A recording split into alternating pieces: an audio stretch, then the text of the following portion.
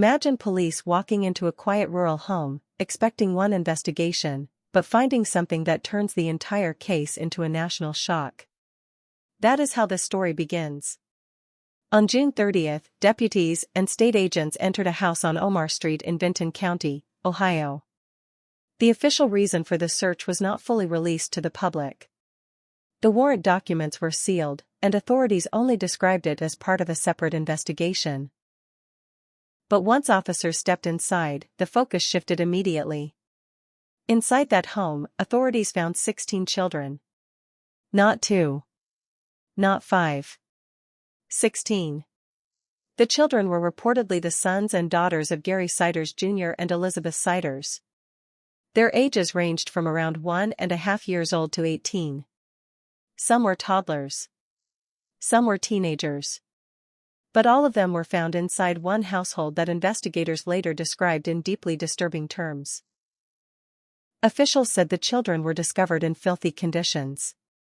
A room of about 12 by 12 feet became one of the central details of the case. Authorities claimed there were feces, bugs, and conditions so poor that one official compared them to something worse than how livestock would be kept. The public reaction was immediate.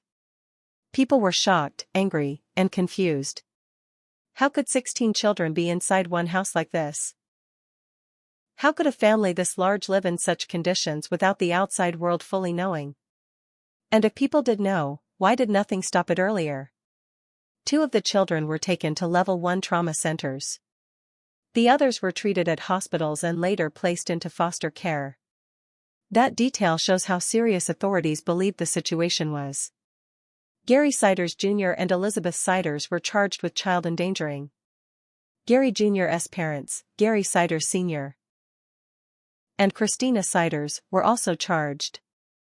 All 4 pleaded not guilty. So from the beginning, this case had 2 sides. Officials described a home where children were allegedly endangered in unacceptable conditions. But the defense and some relatives questioned whether the public was hearing the full truth. This case is not just about a dirty house. It is about children, secrecy, poverty, family control, and possible failures by the systems meant to protect vulnerable children. The biggest question is simple but disturbing. How long were these children living this way before anyone finally opened the door? The most painful part of this case is not the house. It is not the court hearing. It is not even the adults who were arrested. It is the 16 children. When officials spoke publicly, they described the children in shocking terms. They said some had not been in school. They said some could not read or write. One of the most serious claims was that even the oldest child could not spell her own name. If that claim is proven, it would suggest long-term neglect. A child does not lose basic education in 1 week or 1 month. That kind of developmental gap would point to years of isolation from school, social systems, and normal childhood routines.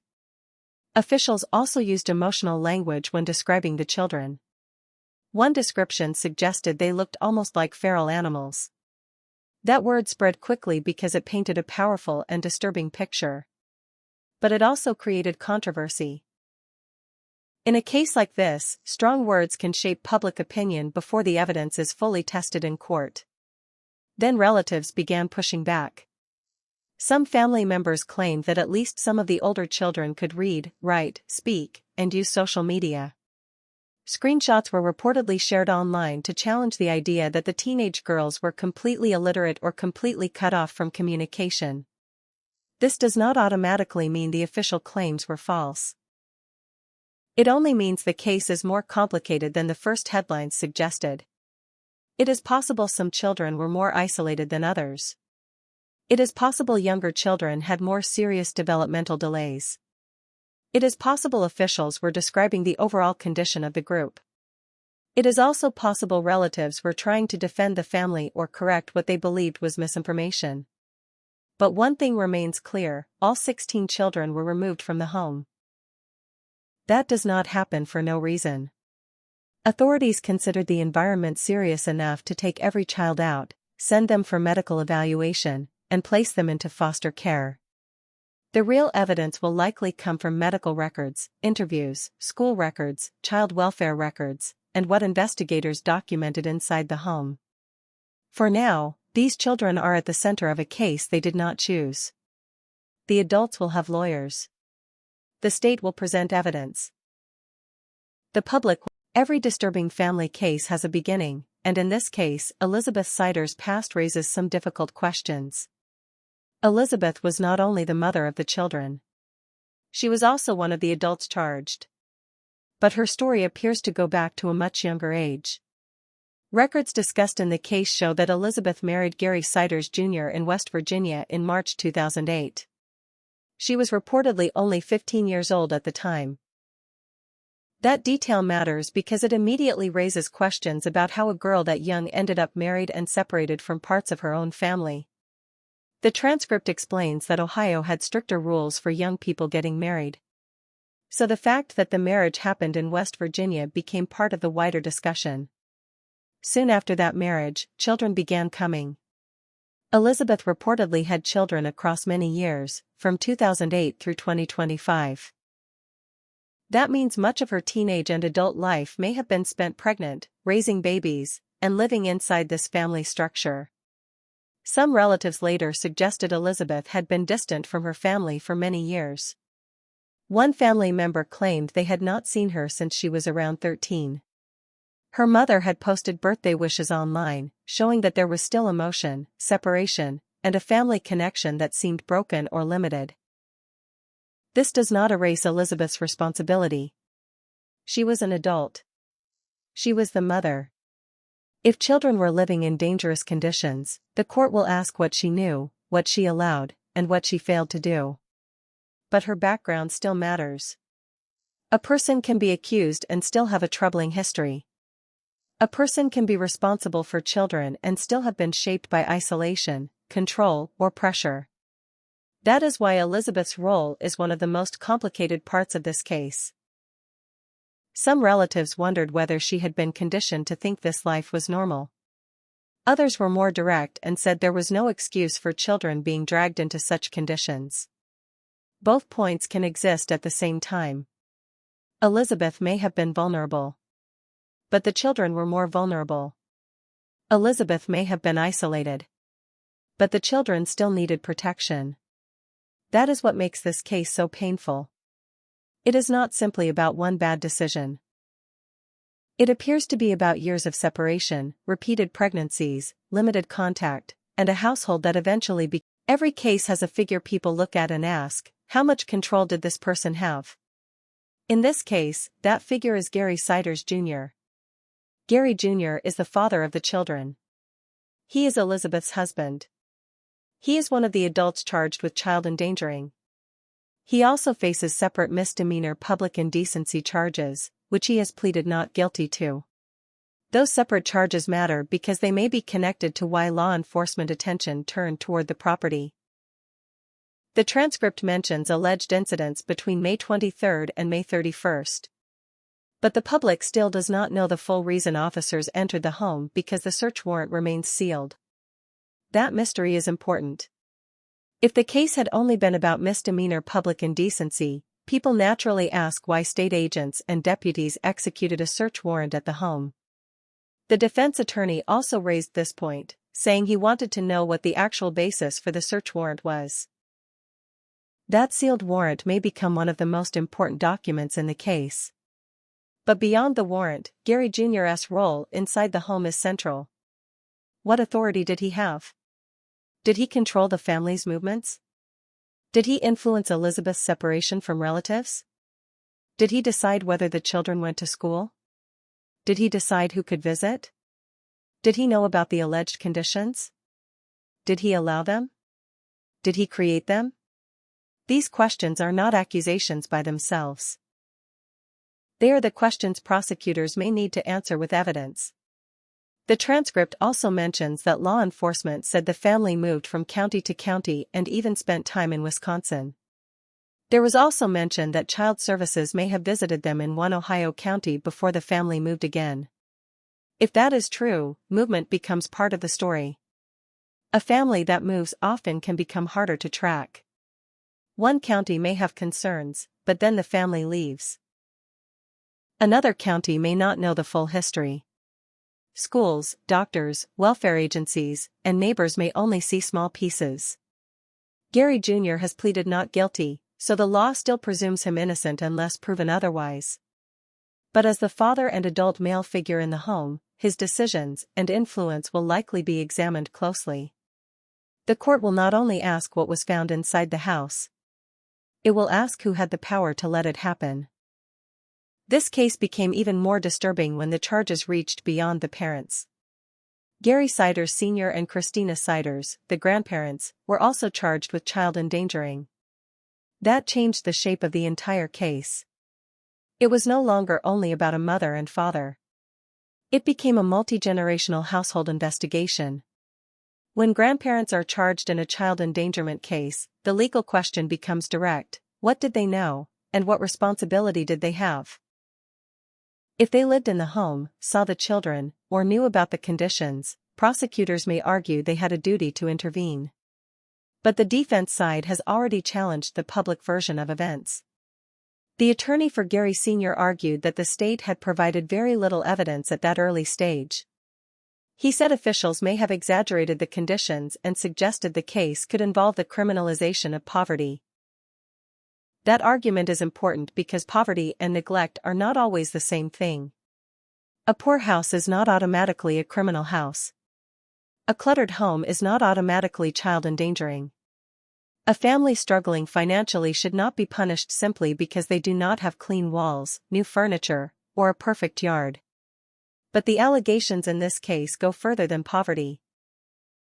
Authorities described feces, bugs, children in a small room, lack of schooling, and medical concerns serious enough for hospital treatment. If those claims are proven, the case becomes much more serious than a poor or messy home.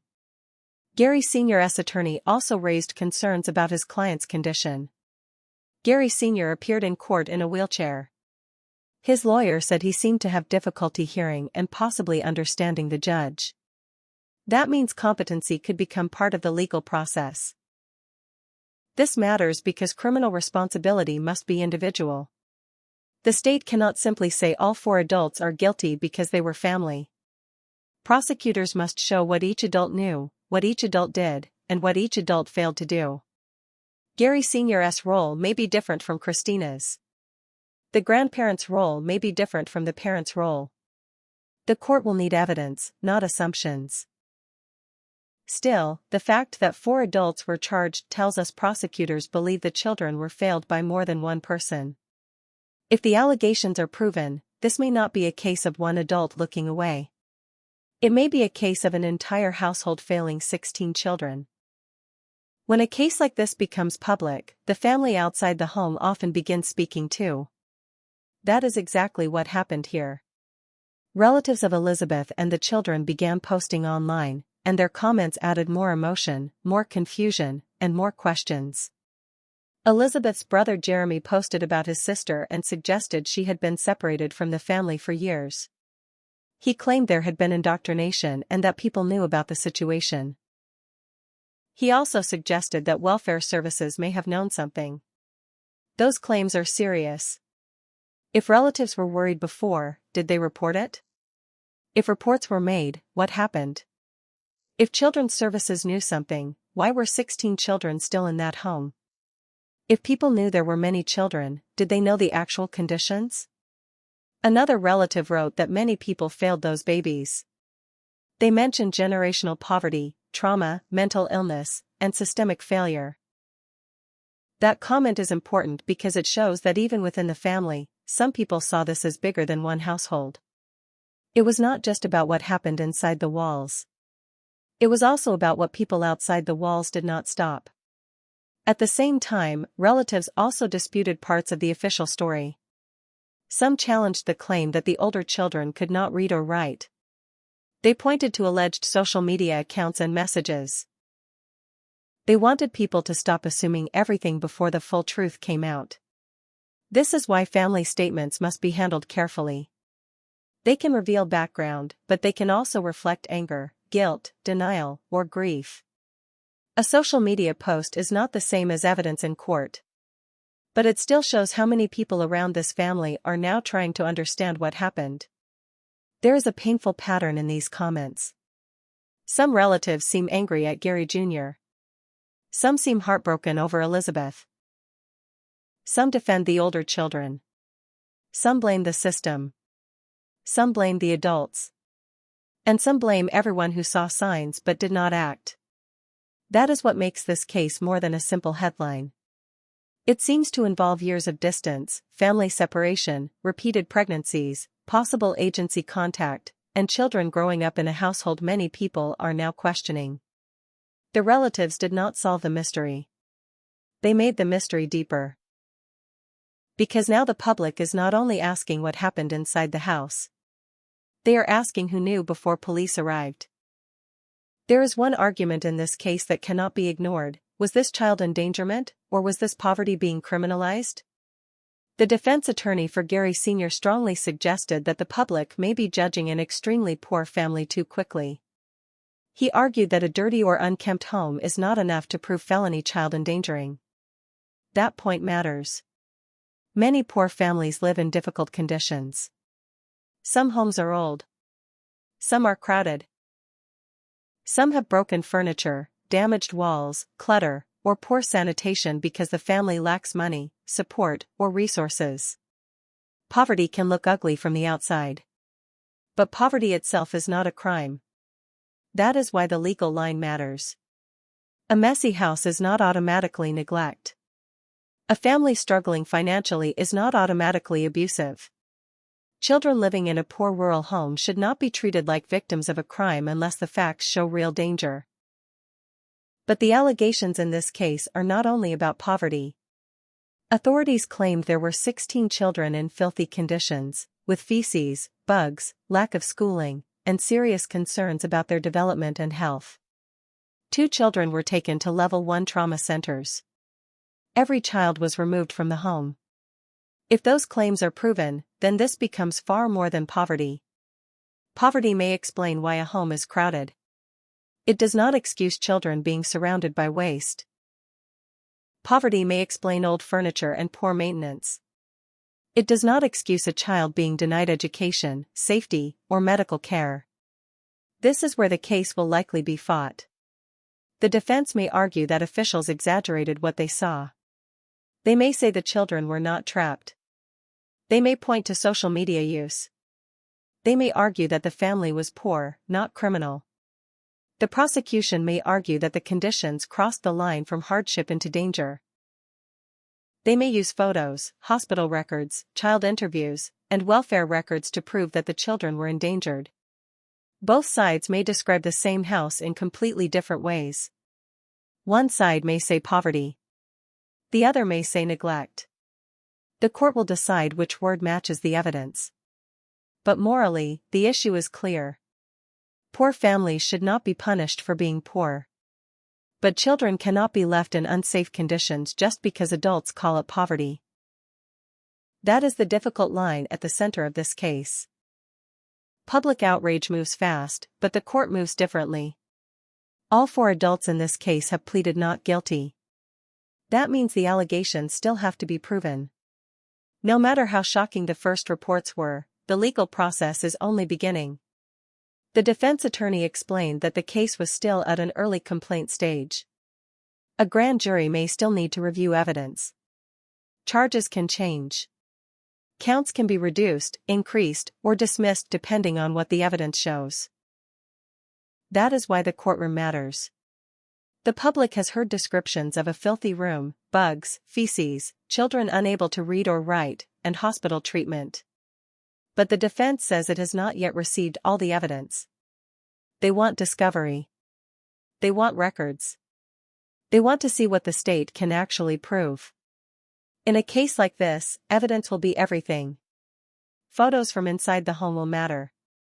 Medical records will matter. Statements from the children will matter. School records will matter. Child welfare history will matter. The sealed search warrant will matter. The defense may question whether the public narrative became too emotional too quickly. They may challenge the word feral.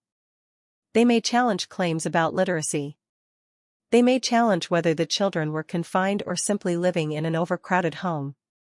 The prosecution, on the other hand, may argue that the conditions were exactly as serious as officials described. They may present evidence showing that the children were endangered by the adults responsible for them. The court will also have to examine each defendant separately.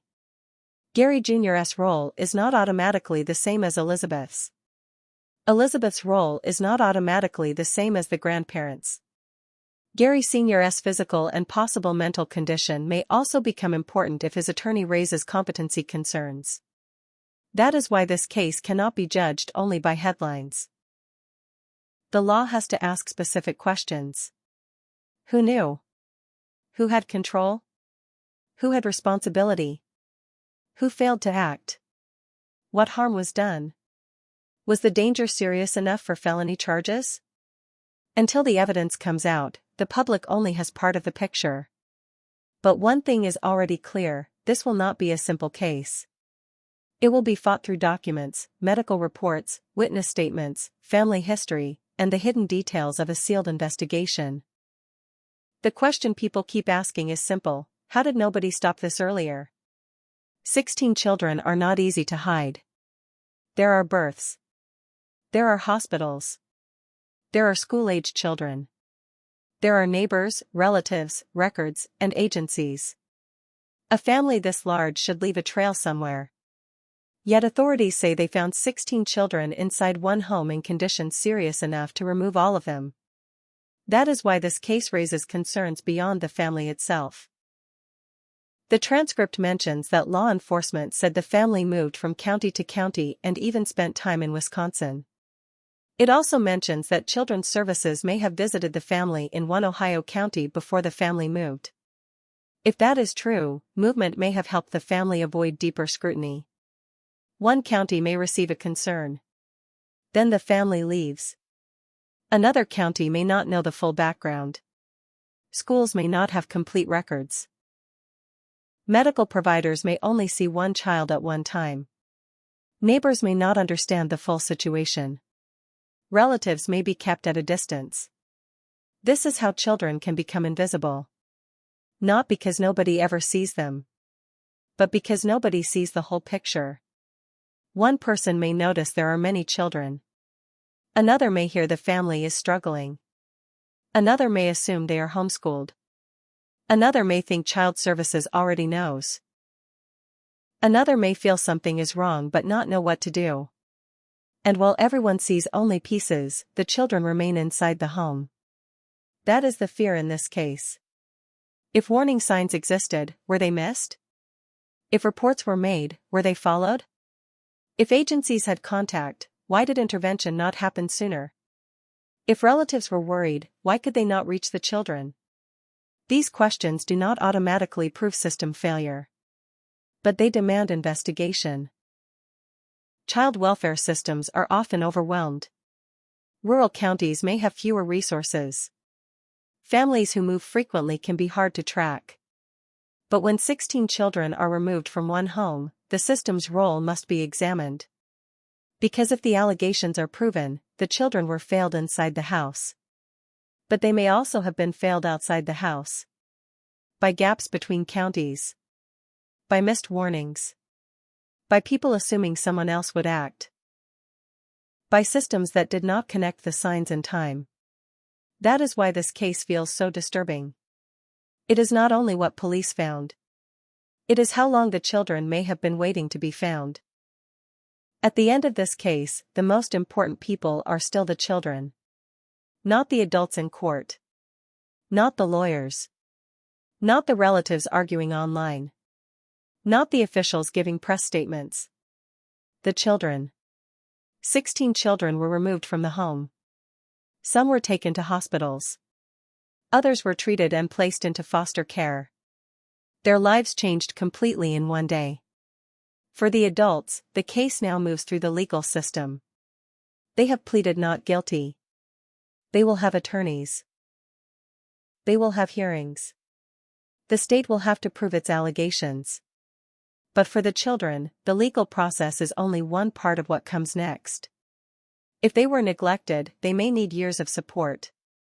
They may need medical care, therapy, education, speech help, emotional support, and stable homes. If some were isolated, they may need time to adjust to the outside world. If some missed schooling, they may need patient teachers. If some experience trauma, they may need adults who do not rush them, judge them, or use them only as evidence. That is the human side of the case. The public may focus on the shocking number, 16. But each child has a separate story.